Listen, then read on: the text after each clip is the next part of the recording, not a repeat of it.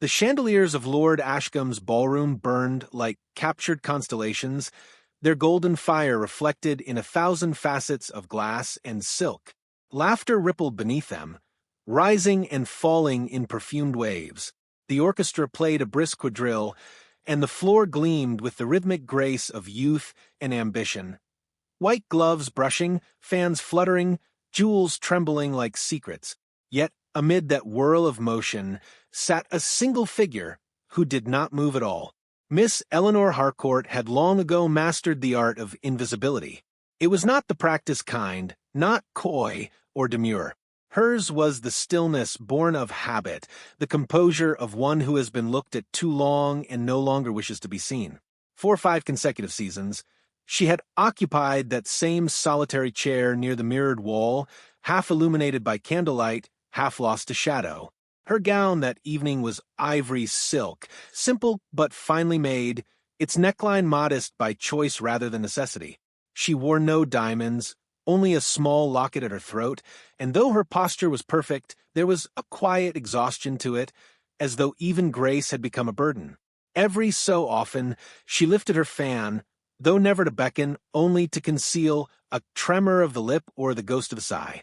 "She is here again," whispered Lady Beresford behind a painted fan. "One might think she enjoys the spectacle. I heard she refuses every invitation," murmured another. "A penance, perhaps?" "Or pride," said a third, smiling with cruelty made elegant by pearls. Eleanor heard none of it directly, yet she felt the weight of their attention, the faint pause in conversation when she turned her head, the echo of her name smothered by feigned laughter. It had been 5 years since the scandal, yet time had done little to dull society's appetite for ruin. Her own had been served with such flourish that it became an enduring delicacy. Once she had been promised to Viscount Alton, heir to a considerable fortune and greater vanity. They had been the envy of the season, his charm, her beauty, their union a certainty spoken of as though ordained. Until the morning of their wedding, when he vanished without explanation and reappeared 3 days later in Scotland, newly wed to her dearest friend. The Tun called it misfortune, but their pity had teeth.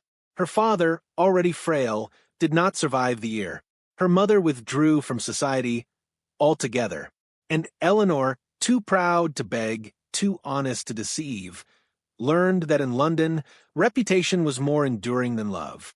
Still, she attended each ball, not out of hope but of discipline, as if by enduring humiliation publicly she might somehow reclaim what was taken privately. To vanish would be to confirm their triumph. To remain was her quiet rebellion. A waltz began. Couples assembled like constellations shifting into new orbits. Eleanor folded her gloved hands in her lap and observed the ritual from her chair, a parade of flirtation strategy and well-bred deceit. There was beauty in it, the sheen of silk, the glimmer of youth, but it was beauty she could no longer touch. "Poor Miss Harcourt," sighed a debutante passing by. "She waits for an invitation that shall never come." Her companion laughed softly. "Not unless mercy becomes fashionable." Eleanor's gaze drifted to the marble floor, where the reflection of the chandeliers shimmered like broken stars. She could not remember the last time someone had spoken to her with kindness at a ball. Perhaps never. Yet beneath her composure stirred a quiet, persistent ache, not for admiration, but for simple acknowledgement, the warmth of being seen without pity. Then the room shifted. It was not loud, not sudden, but palpable, the hush that sweeps through a crowd when power enters. Conversations faltered, laughter thinned to silence. Even the orchestra seemed to soften its bowstrings in instinctive deference. Eleanor looked up. Through the parted crowd came the Duke of Ravensmere. He was tall, dark-haired, his expression cut from shadow. His reputation preceded him like a storm. Adrian Blackthorne, the Duke who had ruined rivals in court and in coin, whose name was both dread and fascination. Whispers called him heartless, a recluse, a man who kept no company but his own. Yet here he was, in the very heart of London society, walking as if every eye upon him were a trivial inconvenience. His attire was severe, black coat, black gloves, a single silver pin gleaming at his cravat. Even the air seemed to shift in temperature as he passed. Ladies who moments ago prattled about gossip now found themselves wordless. Eleanor, against her better judgment, watched him. He moved with deliberate composure, a man accustomed to silence and command. When his gaze swept the room, it lingered on no one, until it reached her. For an instant, she thought herself mistaken. Surely he looked beyond her, at someone else, something else. But then his eyes, a gray that seemed almost silver, fixed on hers with unyielding precision. It was not admiration. It was something quieter, deeper recognition, perhaps, or curiosity too long suppressed. The moment stretched unbearably. She felt it, as did everyone around them. A duchess lowered her fan in disbelief. A gentleman nearly forgot his bow. And then, as if awakened from spell, Eleanor looked away. Her pulse betrayed her composure, thudding like a drum beneath her bodice. She dared not lift her eyes again, yet the awareness of him burned like sunlight behind her eyelids. It was absurd. The Duke of Ravensmere had never been known to dance, let alone to look twice at anyone. Still, she felt the murmurs begin, spreading through the crowd like ink in water. The Duke looked at her, someone whispered, "Nonsense! I swear it." Ravensmere looked directly at Miss Harcourt. Her name moved from lip to lip, scandal renewed by the barest flicker of attention. The music continued, but the atmosphere had changed. When the Duke passed near her chair, his steps slowed, though he did not stop. The scent of rain and smoke clung faintly to his coat. She felt the weight of his proximity, the subtle current of danger that followed him. Not the peril of violence, but of being truly seen after years of practiced invisibility. When he reached the far end of the ballroom, he turned to speak briefly with Lord Ashcombe. She saw the host's startled expression, the nervous bow, the hasty nod. Moments later, Ashcombe's steward crossed the floor and approached Eleanor with hesitant formality. "Miss Harcourt," he murmured, bowing slightly, "His Grace requests that your chair be moved nearer the orchestra. He believes the music finer there." It was such an absurd pretext that Eleanor nearly laughed. But laughter would have drawn attention, more attention. With a soft word of thanks, she rose, her gloved fingers brushing the edge of her chair as it was lifted away. She crossed the ballroom under 100 watching eyes, aware that her every movement was being memorized and misinterpreted. As she sat again nearer the music, she could feel his gaze, steady, deliberate, measuring. It was unbearable. She turned her face slightly toward the orchestra, pretending to study the violinists. When the waltz ended, applause broke out, brittle and uncertain. Society did not know what to make of what it had seen. Neither did she. For years, her shame had been her armor. Now it felt suddenly fragile, transparent. What did the Duke want with her? Was this amusement? Pity? Some cruel jest to amuse the bored and the beautiful? The orchestra began a new piece, slower, deeper, the rhythm of a heartbeat disguised as music. Eleanor forced herself to breathe evenly. She must not appear moved, must not appear affected. But her hands trembled where they rested in her lap. Across the room, the Duke of Ravensmere stood beside a pillar, his expression unreadable. He inclined his head, not a bow, not yet, but something perilously close to it. And for the first time in 5 years, Eleanor Harcourt felt the faint, terrifying tremor of possibility. When she dared look up again, he was gone. Yet every whisper in the ballroom spoke his name entwined with hers, and by night's end her fate, so long dormant, had begun to turn once more. The morning after Lord Ashcombe's ball dawned with a soft mist that blurred the edges of Mayfair, turning familiar streets into quiet watercolor. Eleanor Harcourt stood at her window, hands clasped around a teacup gone cold. The ballroom's echoes still lingered within her, music, whispers, and that one impossible glance. It had been nothing, she told herself. A look mistaken, a moment exaggerated by loneliness. And yet her heart betrayed her with its quickened beat whenever she replayed it. London, however, never allowed a woman to keep her illusions to herself. By noon, the gossip columns had already bloomed. The Morning Gazette spoke delicately of a solitary lady whose fortunes may yet be restored by an unexpected admirer of rank. The evening whisperer was less merciful, declaring that Miss H. had ensnared a notorious duke with her calculated melancholy. Eleanor folded the paper without reaction, though her stomach nodded. She had survived ridicule before. She could survive it again. But this particular rumor felt sharper, more dangerous. The Duke of Ravensmere was not a man to be trifled with, nor one whose name should be linked to any woman. To be connected to him, even by speculation, was to invite both fascination and ruin. That afternoon, the first token arrived. It came in silence, delivered by a gloved footman who departed without word. The parcel was small, wrapped in plain parchment, tied with a ribbon black as ink. Within lay a single white rose, its petals so pale they seemed carved from moonlight. Beneath it, a note sealed in dark wax, bearing the impression of a raven's wing. There were no words inside, only that emblem pressed deep into the page. Eleanor's breath caught. She turned the seal over again and again, as if meaning might emerge from its weight. The Duke's crest bore no such symbol, yet everyone knew of the raven carved above Ravensmere's gates. Coincidence? Impossible. Her aunt, Lady Agnes, discovered the rose upon the drawing-room table and froze. "Where did you get this?" "It was delivered," Eleanor replied carefully. "Delivered by whom?" "I do not know." Agnes's lips thinned. "Then destroy it. Now, such tokens are the beginning of scandal." Eleanor hesitated. "It is only a flower. In London, my dear, nothing is only anything." Yet she did not destroy it. That night, she placed the rose in a crystal vase by her bedside.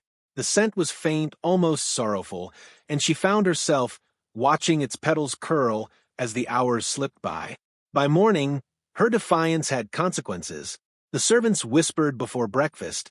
Her aunt refused to accompany her on her customary walk. When she arrived at Lady Danforth's garden party later that week, conversation stilled at her approach. The sound of her name, half-spoken, drifted like perfume through the hedges. "Do you think it's true?" "They say he sent her a rose, the Duke himself. Perhaps she visited Ravensmere already." Laughter followed, sharp, false, perfumed with cruelty. Eleanor endured it with her usual poise, but each word struck like rain against raw stone. When the sky opened that afternoon, sending guests scattering beneath parasols, she sought refuge beneath an arch of ivy, her satin skirts dampened by the sudden downpour. She thought herself alone, until a shadow lengthened beside her. Miss Harcourt. Her breath faltered. He stood only a pace away, rain streaking his dark hair, his coat unbuttoned as though he had walked through the storm unbothered by it.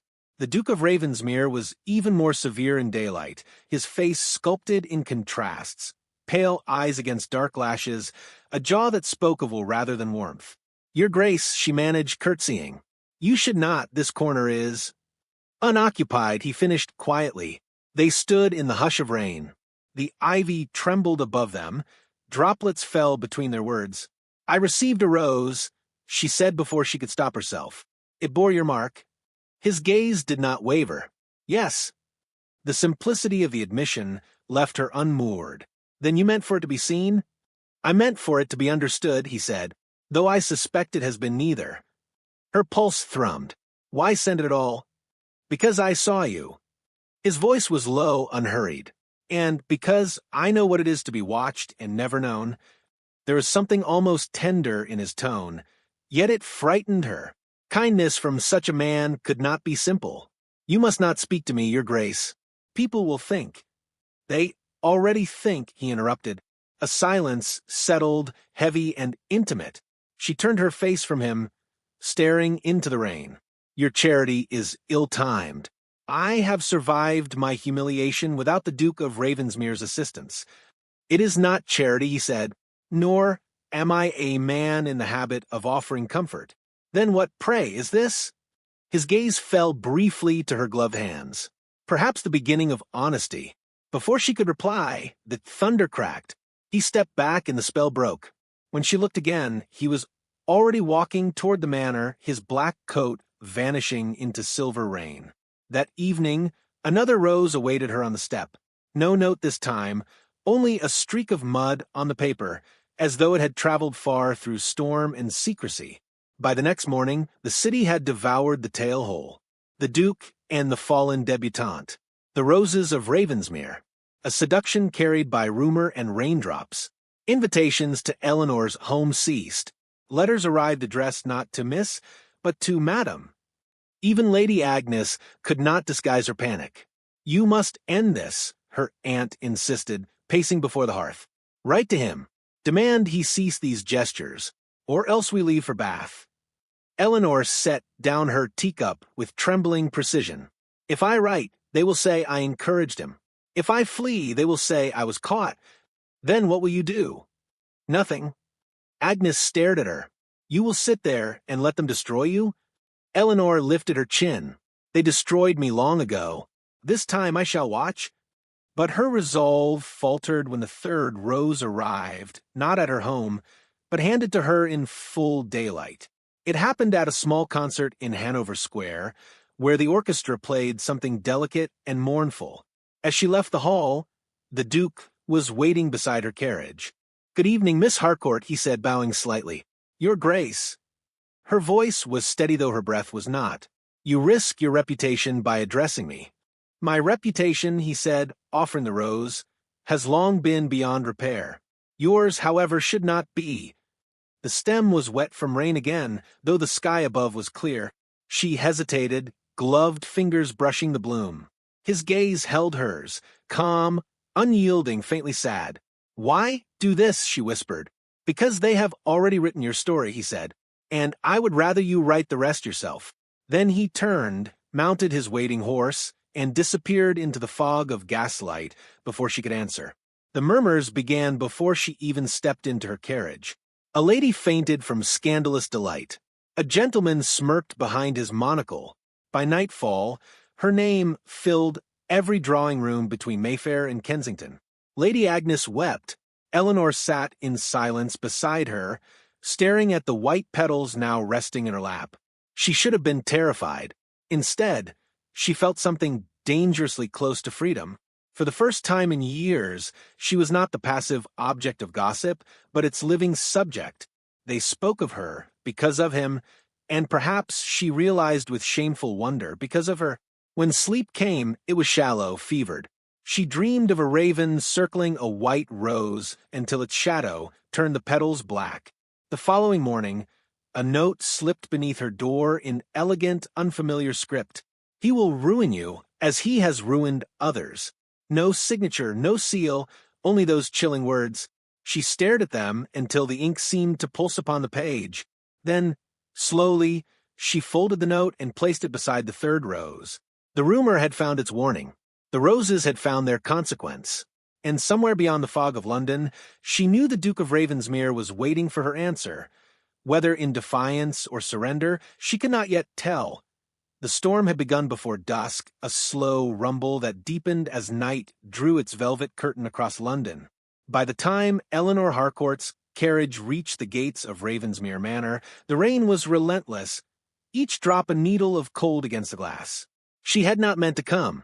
Every sensible thought had argued against it. But the note she received that morning, written in the Duke's precise, slanted hand, had left her with no rest. "Miss Harcourt, it is time the truth outweighed rumor. If you would permit it, I shall receive you this evening. A.B. No embellishment, no apology, only certainty." Her gloved hands tightened around the letter as the coach jolted to a stop. Ravensmere loomed beyond the rain, its windows faintly lit, its towers dissolving into mist. She stepped out, the wind immediately snatching at her cloak. The butler led her wordlessly through echoing holes until she reached the library, a vast chamber of books and firelight. He stood by the hearth, coat unbuttoned, one hand resting on the mantelpiece. The flames carved his face in amber and shadow. "Miss Harcourt," he said, bowing with quiet formality, "you honor me." "I am not certain I should have come," she replied, her voice thinner than intended. London believes enough without my giving it more. His mouth curved faintly, not a smile, exactly, but an acknowledgement of truth. London will always believe what requires the least imagination. You and I are but the story they find convenient. She drew back her hood, rain-dark curls clinging to her temples. Then let us make it less convenient. Why did you send me those roses? His eyes flicked toward her, silver under the fire's glow. Because I owed you something long delayed. Owed. Her pulse quickened. What debt could you possibly owe me? He turned away from the fire, crossing to the window, where rain bled down the glass. Your father, Henry Harcourt, once borrowed heavily to secure an estate in Devon. The man who held that debt was I. Eleanor blinked, the words striking with slow, cold precision. You. He meant to repay it, the Duke continued, but he died before he could. When I learned of his passing, I attempted to forgive the debt, but the law is indifferent to mercy. The estate was lost. I believed you knew. I did not, she said softly, shaking her head. I thought his illness, his shame, was his own. I fear I was part of both. The room seemed smaller, the air too close. Eleanor moved toward the fire, clutching her cloak tighter. You sent those roses as an apology. Yes. You must know how they appeared. I do now, he said, and I would withdraw them all if I could. Yet I will not apologize for seeing you. The last words hung between them, fragile as smoke. She forced herself to meet his gaze. You see too much, Your Grace. It is uncomfortable.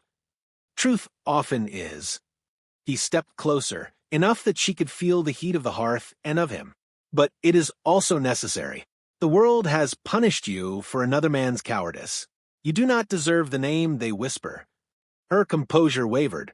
You speak as if you know me. I know what it is to be hated for something one did not do, he said quietly. London has called me ruthless, faithless, unfeeling. They are not entirely wrong, yet not entirely right. We are both, Miss Harcourt, the subject of other people's fictions. Her throat tightened. And do you think confession absolves you? No, his tone softened. But perhaps it grants you choice. You may despise me or understand me, but at least the truth will belong to you. A log collapsed in the fire, sending sparks into the dimness. She turned toward the sound, unwilling to let him see the tremor in her lip. When my father died, she said at last, I believed I was being punished for pride. That love had betrayed me because I had trusted it too easily. And now you tell me my ruin began with a transaction? His eyes darkened. Not ruin, Miss Harcourt, consequence. Your father sought to protect you. I sought to preserve my own reputation. Between those two acts, a good man died, and an innocent woman was made to suffer. It is why I sent the first rose, to acknowledge the wound I helped open. She stared at him, unable to speak. Outside, thunder rolled like distant applause for the cruelty of fate. At length she said, Then your pity is your gift. He looked at her sharply. No, Miss Harcourt, my ruin is... The words unsettled her more than any tenderness could have. She took a step back. You would do well not to speak in riddles. I am weary of men who twist meaning to suit themselves. I twist nothing, he replied. If my name joins yours in gossip, it is because I have allowed it. Because perhaps your name deserves to rise beside mine rather than beneath their scorn. She turned from him, pacing toward the shelves. You play a dangerous game. I have been playing it all my life. Then you should know how it ends, she said, her voice trembling. Men recover. Women disappear. Silence. Only the rain. Then quietly, if you disappear, it will not be by my hand. Something in his tone, almost a plea, stopped her. She faced him again. The firelight traced the line of his cheek, the faint scar near his jaw, the exhaustion that lingered beneath command. You expect me to believe you mean no. I expect nothing. Belief cannot be compelled. And yet you summon me.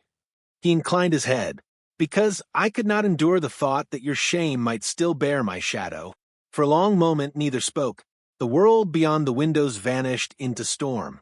She realized with quiet astonishment that the fear she had felt upon entering was not of him, but of herself, of what she might feel if she stayed. "Do you regret it?" she whispered. "The roses, seeing me." He hesitated. "No." Her breath shuddered. "Then I should go." "You should," he said, but he did not move. She walked toward the door, yet paused as his voice followed her, low and unguarded. "When I first saw you at Ashcombe's ball, I thought London unworthy of the way you endured it. I thought—" He stopped, as if the rest would cost too much. Eleanor turned slowly. "You thought what?" "That you deserved to be seen," he said, almost in a whisper. "Not pitted, not possessed, simply seen." The words struck something deep and long silent within her. She could not answer. The sound of the rain filled the space between them. He took a single step forward, then another, until the distance was thin as breath. "Do you believe me now?" he asked. "I do not know," she said, her voice breaking. He lifted a gloved hand as if to touch her cheek, then stopped midway, the restraint more intimate than any caress. "Then believe this," he murmured. "You deserve more than the world permits." Her throat ached with something that was not quite grief, not yet hope. She turned away before he could see the tears gathering. "Good night, Your Grace," she said, the words nearly lost to thunder. He did not stop her as she left. The butler took her cloak in silence. The carriage waited, lanterns glowing like patient eyes. As she stepped into it, the air outside was sharp with rain and roses. When the wheels began to roll, she pressed her palm against the window. In the distance, Ravensmere's windows glimmered through the storm like watchful stars. Only when she reached home did she find the final rose, waiting on her doorstep, its petals bruised but unbroken. Tied around its stem was a single line written in his hand. "For what is broken need not be lost." Eleanor closed her eyes, the scent of the flower filling her breath, the meaning too vast to name. And somewhere beyond the rain, she knew the Duke of Ravensmere had set something in motion neither of them could undo. The morning after the storm dawned too bright. Eleanor had not slept. The rose still lay on her desk where she had placed it the night before, its scent fading, but its message refusing to dull. "For what is broken need not be lost." Those words had echoed through her mind until dawn, until she could bear the walls no longer. Now, wrapped in a shawl and defiance, she stood on the terrace overlooking the small square where London came alive again after the storm. Carriages rattled, voices rose, the city resumed its cruel, glittering rhythm as if hearts did not falter beneath its chimneys. But hers did. Hers had not known stillness since the Duke's confession. A letter arrived by 10, his handwriting again unmistakable. "Miss Harcourt, you once asked if I regret seeing you. I find that I regret only my silence. I will call upon you this afternoon if you permit it. There is something I would say in daylight, without the shield of thunder or guilt. A.B." Eleanor stared at the page until her maid announced that luncheon had passed uneaten. She folded the letter and set it aside, hands trembling with a mix of dread and longing. When the clock struck 3, the knock came, measured, composed, as though even his hesitation carried etiquette. He entered without flourish, yet the room seemed smaller for his presence. No thunder this time, no shadows. Only sunlight filtering through lace curtains, casting pale gold across the carpet. He stood just within the threshold, hat in hand, his composure precise and fragile. "Miss Harcourt," he said, bowing slightly, "Your Grace." For a moment, silence held them both, awkward, electric. Then Eleanor gestured faintly toward the settee. "Please." He obeyed, sitting with a restraint that made her ache. The sunlight caught the faint scar along his jaw, the one she had not been able to stop noticing. "I thought," she began, "we said all that could be said last night." "So did I," he replied, "but truth has a way of demanding more." She clasped her hands in her lap. "Then speak it." He inhaled, steady but low. "When I told you your father's debt was mine to forgive, I left out what mattered most. The debt was settled years ago. I kept it on paper, only to keep you within my sight." Her breath faltered. "You what?" "I told myself it was guilt," he said, voice roughening, "that I owed it to your father's memory to ensure you were safe. But that was a lie. I kept you in my orbit because I will not let you vanish into the cruelty of this city. She rose from her chair, eyes bright with disbelief. So you watch me suffer to soothe your conscience? Or your vanity? Neither, he said, quickly standing too. I watched because I loved you and could not say it. Because every act of kindness I attempted became scandal in their mouths. Because I feared you would hate me if I confessed the truth too soon. The air trembled between them. Love, she whispered. You dare call it love after all that silence? Dare? Yes, he said, stepping closer. Because silence has nearly undone me. I loved you when the world whispered against you. I loved you when I believed you beyond my reach.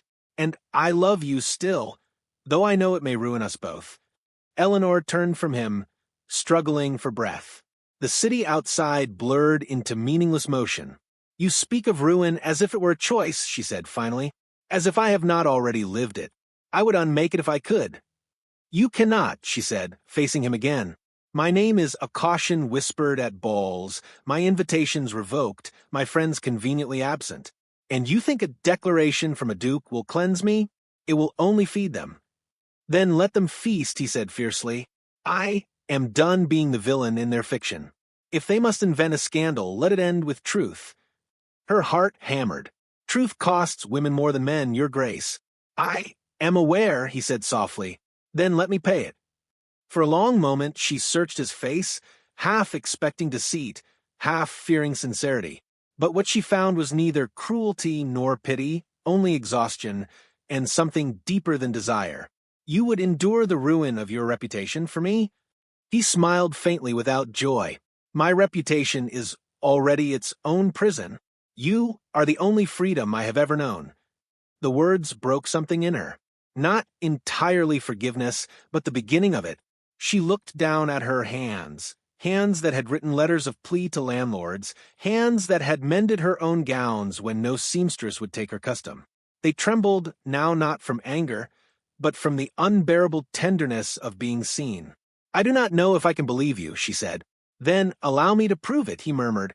And how would you do that? He hesitated, then took a folded paper from his coat. By giving you back your father's estate. I bought it again under another name. It has waited for years for you to claim it. She stared at him, the words too large to grasp. You kept Ashdown? Yes, it was his pride. It should be yours. Her vision blurred. She turned away, pressing a hand to her mouth. You think you can buy forgiveness? No, he said, his voice almost breaking. I think forgiveness cannot be bought, but perhaps faith can be earned. The sunlight flickered a cloud passing, and for a moment both stood in half-shadow. The weight of years of unsaid things, of all they had been to each other and refused to be, pressed upon them. Eleanor drew a breath, steadying herself. You ask for faith from a woman who has learned not to trust. I ask for the chance to change that lesson. Something inside her shifted. Slow, dangerous, real. The wound that had defined her life began to pulse not with pain, but with the fragile ache of possibility. And if I cannot give it, she asked quietly, then I will love you still, he said, in silence again, if that is what you require. She met his gaze steady, solemn. You do not make it easy to hate you. I have stopped trying to make it easy to love me, he said with a small, sad smile. For the first time, she almost laughed, a sound trembling on the edge of disbelief. You have a talent for tragedy, your grace. And you for surviving it, he replied. The room felt changed, lighter, though nothing had yet been decided. At last she said, if I were to forgive you, I would need to know you mean to change not for me, but for yourself. I have already begun, he said simply. How? By standing here instead of hiding behind letters and roses. The honesty in his tone disarmed her. She stepped closer, so near she could smell the faint trace of rain still clinging to his coat. And what now? She asked. Now, he said quietly, we begin again, as equals or not at all. The simplicity of it undid her more than any grand vow could have. She looked at him, really looked. The man the world called ruthless was simply human, carrying the weight of his own missteps like armor. She reached for the rose on her writing desk, the one from last night, its petals bruised but still fragrant. She held it out to him. Then, let this be proof of beginning, she said. Not forgiveness, not yet, but willingness. He took it as though accepting something sacred. It is more than I deserve. Perhaps, she said softly, but less than you hope. Their hands brushed. The contact was fleeting, but alive with all that remained unsaid. Then the door burst open, her maid, pale and breathless. Miss Harcourt, forgive me, but there is news urgent. Eleanor turned. What is it? The maid hesitated, eyes flicking between them. It's Ravensmere, miss. There's been an accident. A carriage overturned near the bridge. They say it was his Grace's driver. The rose fell from Eleanor's hand. When she looked back at him, the color had drained from his face. Who was in the carriage? He asked, his voice low, already knowing. The maid swallowed. They're not certain, sir. Only that it was bound for your estate. Eleanor's heart stopped, suspended between fear and disbelief.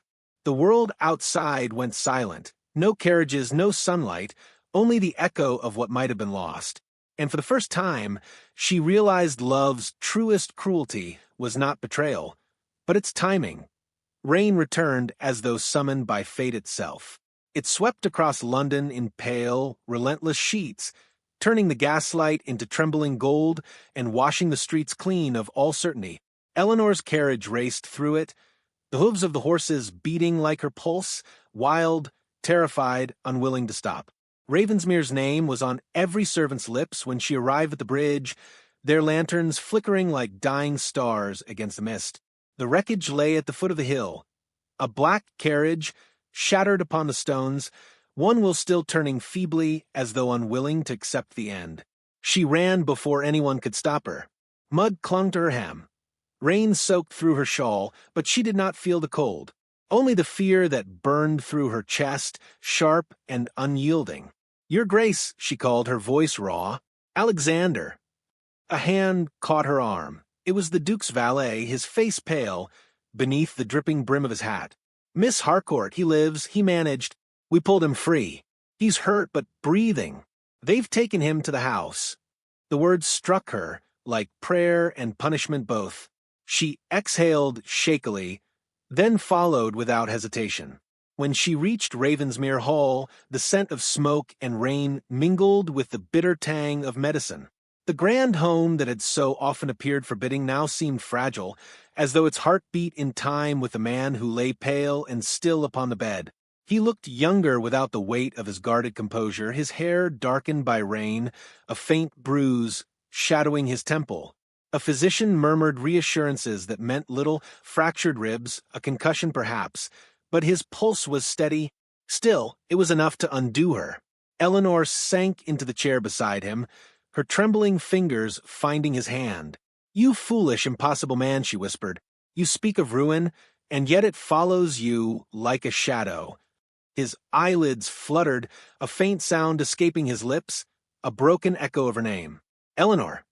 I'm here, she breathed, her composure shattering at last. You're safe now. Do you hear me? You're safe. He opened his eyes, dazed but aware enough to find her face. I told you silence if you required it. Tears blurred her vision. I do not require silence. Not anymore. He managed a faint, crooked smile. Then I am forgiven? Not forgiven, she said, voice trembling. Loved, perhaps. Which is worse? He laughed, soft, unsteady, beautiful. Then he grimaced as pain caught him.